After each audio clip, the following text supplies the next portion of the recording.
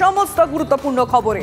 আজকে রবিবার, আর রবিবার সরিয়ে প্রচারে বিজেপির হেভিওয়েট প্রার্থী সুকান্ত মজুমদার তিনি বেরিয়ে পড়েছেন জনসংযোগের জন্য। বালুরঘাটের বড় বাজারকে বেছে নিয়েছেন প্রার্থী। ঘুরে ঘুরে লোকজনের সঙ্গে কথা বলেন। একটু দেখাই তার প্রচার। ভোট ঘোষণার পর প্রথম রবিবাসরে প্রচার। বালুরঘাটের তহবাজার সবথেকে বড় বাজার, সেখানেই রবিবাসরে প্রচার করছেন বালুরঘাটের বিজেপি প্রার্থী তথা বালুরঘাটের সাংসদ এবং বিজেপি রাজ্য সভাপতি সুকান্ত মজুমদার।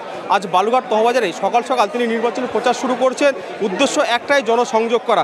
আমরা একটু সরাসরি কথা বলে নেওয়ার চেষ্টা করবো সুকান্তদার সঙ্গে। সুকান্তদা, আজকে নির্বাচন শুরু করছেন কেন? আজকে তহবাজার করছেন কেন? দেখুন, তহবাজারে সব থেকে বেশি মানুষের ভিড় হয়। মানুষ আজকে বাজার করতে আসে রবিবারে, সেই জন্য আজকে মানুষের কাছে আসার জন্য। হ্যাঁ, পদ্ম ফুলে সব মাথায় সবাইকে পদ্ম ফুলে মানুষের অভূতপূর্ব সারা। বিপুল ভোটে আমরা জয়ী হব। ভালো আছেন তো? দেখো, সুকান্ত মজুমদার কিন্তু আশ্বাসী এবং আত্মবিশ্বাসী যে এবারের নির্বাচনে অনেক বেশি ভোটে বা ব্যবধানে জয়লাভ করবেন তিনি। আজ বালুরঘাট থেকে শুরু করছেন নির্বাচনী প্রচার, যা গোটা জেলা জুড়েই করবেন। বালুরঘাট থেকে রূপক সরকারের রিপোর্ট, TV9 বাংলা। প্রচারে বেরিয়ে নাম না করে নওশাদকে নিশানা সায়নীর। বিজেপি আইএসএফ এর আঁতাতের অভিযোগ সায়নীর মুখে। ভাঙড়ে আইএসএফ কে পাত্তা দিতে নারাজ যাদবপুরের তৃণমূল তারকা প্রার্থী। কিন্তু আইএসএফ এর এমএলএ তাতে কি হয়েছে? আইএসএফ এর এমএলএ তো এখনো বুঝতেই পারছে না উনি জোটে আছেন বা জোটে নেই। মানুষকে ভীষণ কনফিউজ করে দিচ্ছেন উনি।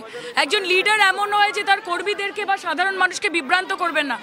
আইএসএফ সম্পূর্ণভাবে বিজেপির সাথে মিলে কাজ করছে এবং আগামী দিনে যদি পশ্চিমবঙ্গের মাটিতে কোনো রকম বিপর্যয় নেমে আসে, যদি সবার আগে সেটাকে কেউ আটকায় বাংলার মানুষের জন্য, তার নাম মমতা বন্দ্যোপাধ্যায়। সায়নী ঘোষ সকাল সকাল একেবারে কিন্তু মানুষের মাঝখানে মালা দিয়ে বরণ করে নেওয়া হচ্ছে এবং সায়নী ঘোষ আজাদগড় কিন্তু হই হই পড়ে গিয়ে থেকে লাল শাক সায়নী ঘোষ সব বাজার করেছেন এবং এখন গোলাপ পাচ্ছেন তিনি। মানুষের কাছে মিশে গেছেন। তিনি বললেন যে যাদবপুর কেন্দ্র থেকে মানুষ তাকে প্রচুর ভালোবাসা দিচ্ছেন, তিনি জয়ী হবেন। ক্যামেরায় সবরের সঙ্গে সুমন, TV9 বাংলা, কলকাতা। ছুটির দিনে সকাল সকাল প্রচারে বেরিয়ে পড়েছেন বাঁকুড়া কেন্দ্রের বিজেপি প্রার্থী সুভাষ সরকার। বাঁকুড়া শহরে 60 নম্বর জাতীয় সড়কের পাশেই বাজারে গিয়েছিলেন প্রার্থী। কথা বলেন বিক্রেতাদের সঙ্গে। রবিবার মানেই প্রচারে একটা আলাদা মাত্রা পায়, আর সেই রবিবারই সকালে বাঁকুড়া শহরের পাশে 60 নম্বর জাতীয় সড়কের ধারে ধলডাঙ্গা বাজারে হাজির হলেন বাঁকুড়া লোকসভা কেন্দ্রের বিজেপি প্রার্থী সুভাষ সরকার। এই ধলডাঙ্গা বাজারে শুধু খুচরো বাজার নয়, সবজি বিক্রি হয় পাইকারি হারেও, এবং সেই খুচরো এবং পাইকারি বাজারে হাজির হয়ে সুভাষ সরকার সাধারণ কৃষকদের সঙ্গে কথা বললেন।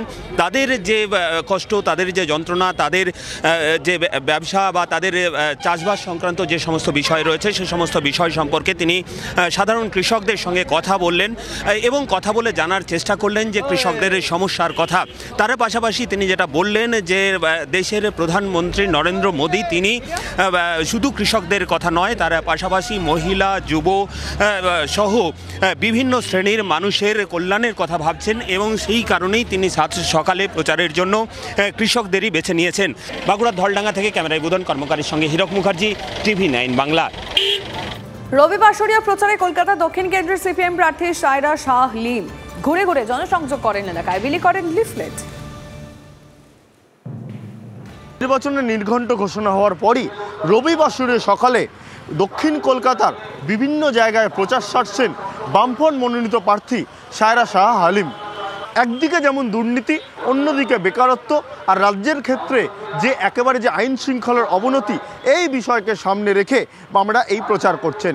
মূলত একথাও বলছেন যে বিকল্প যে সন্ধান তা বামেরাই দিতে পারে, এই বিষয়কে সামনে রেখে ইতিমধ্যেই প্রচার সারছেন। দেখা যাচ্ছে বিভিন্ন মানুষের সঙ্গে কথাও বলছেন এবং তার সঙ্গে সঙ্গে তাদের যে একেবারে যে আবেদন, সেই আবেদনও কিন্তু রাখছেন ভোটারদের কাছে। ক্যামেরায় বিনোদের সঙ্গে সুশোভন, TV9 বাংলা।